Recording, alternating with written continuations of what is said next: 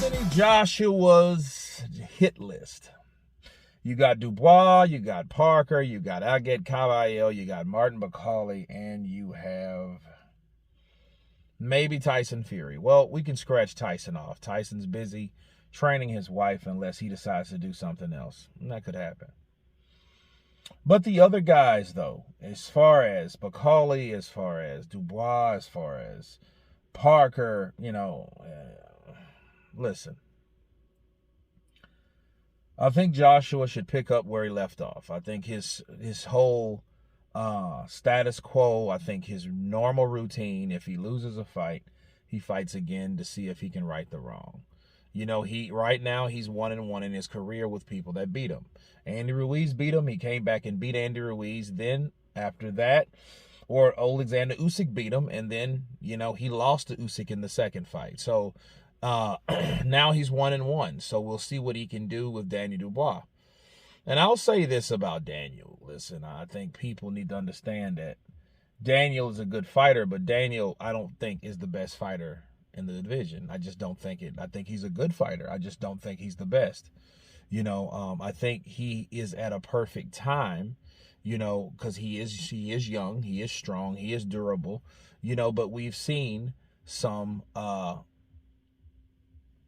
doubts. We've seen some what's the word?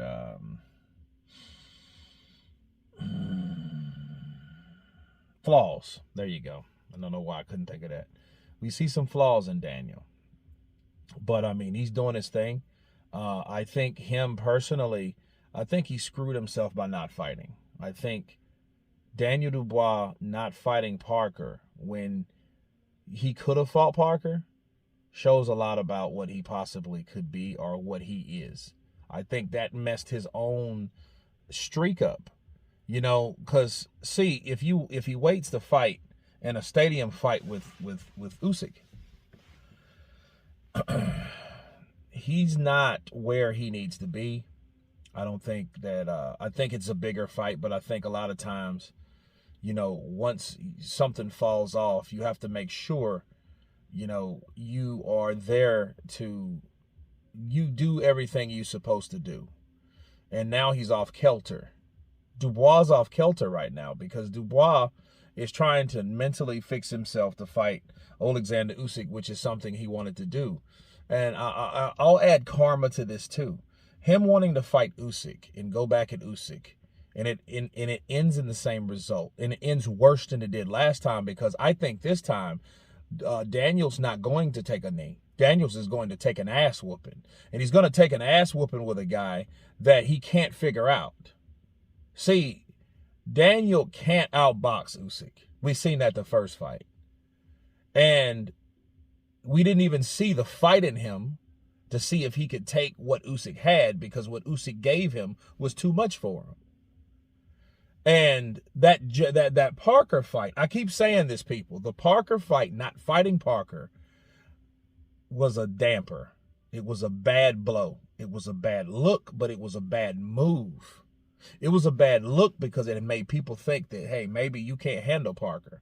But it was a bad move because that fight, he could have learned a lot about himself with that type of style with someone that you can't easily hit like Joshua, that has his fucking hands down.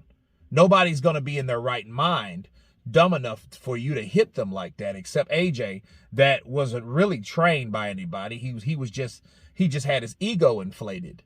I think Ben Davis inflated Joshua's ego. He didn't teach him shit.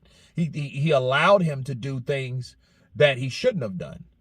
Whereas he was learning with the particular trainer before that how to keep his hands up and constantly adjust his high guard in that left hand. Well, he had it down here, and it cost him, to get knocked out by Danny Dubois. Joseph Parker wouldn't have done that. In fact, Joseph Parker would have probably showed him why he needs to tighten up in certain areas, okay, where you wouldn't have to worry about, with Usyk, because you're already inclined on fighting someone that can bob and weave and go in and out. You see what I'm saying? And he didn't have that. Now you're just going right for the fucking dragon. You're going right for the mouth of the dragon, and what you're going to catch some flames. Whereas you could have saw the smoke with Joseph Parker, but guess what? There is no Joseph Parker, because maybe or maybe not, you decided, you know what, let's not risk this undisputed fight for fighting Parker.